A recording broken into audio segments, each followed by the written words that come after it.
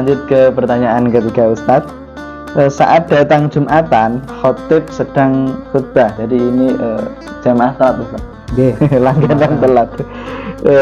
Lalu apa yang harus dilakukan Ustadz? Apakah sholat tahiyat masjid atau sholat qobliyah Jumat atau langsung duduk saja? Kemudian terus melanjutkan pertanyaan ya, bagaimana apa sikap kita ketika telat datang sholat Jumat? Nah, khotib sudah khutbah kita baru datang. Apa yang harus kita lakukan? Apakah duduk atau sholat qobliyah Jumat atau sholat tahiyatul masjid?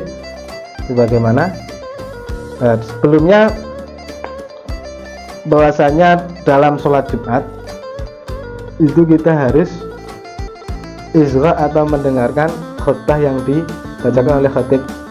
Itu syarat-syarat dalam sholat Jumat, di antara seperti itu. Nah, dan sunnah juga kita untuk sholat qobliyah, sholat tahiyatul masjid ketika masuk masjid, itu sunnah juga. Namun kesunahan itu akan hilang ketika khotib sudah naik mimbar. Batasan awal kesunahan itu hilang ketika khotib sudah naik mimbar. Jadi setelah adzan pertama kan kita sunahkan untuk sholat qobliyah Jumat sekaligus tahiyatul masjid. Atau kita berangkatnya lebih awal, kita tahiyatul masjid dulu, kemudian iktikaf atau membaca Quran dan sebagainya.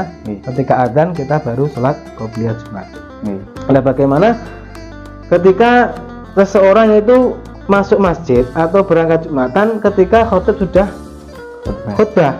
Nah, itu dalam kitab sama Fathul Mu'in beserta syarahnya bahwasanya dijelaskan di situ hukumnya makruh.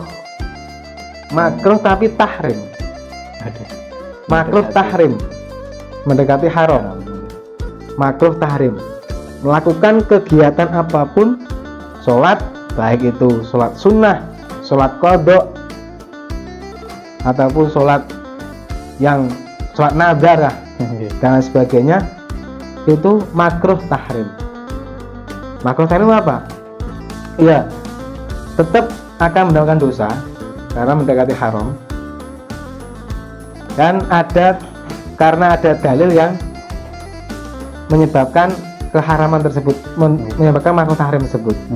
Jadi kalau makruh tahrim sama haram itu beda ya. Kalau makruh tahrim itu perkara yang ada dalil secara zon atau yang bisa ditakwil.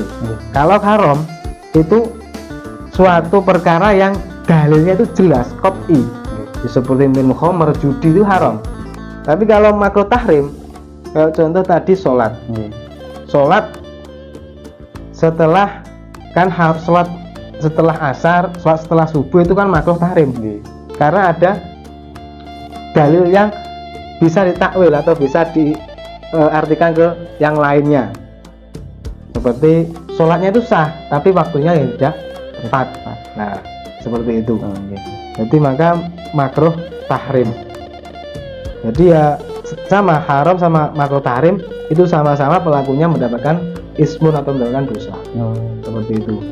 Jadi sikap kita ketika datang Jumatan telat atau khotib sudah khutbah ya langsung duduk, nggak perlu kita sholat.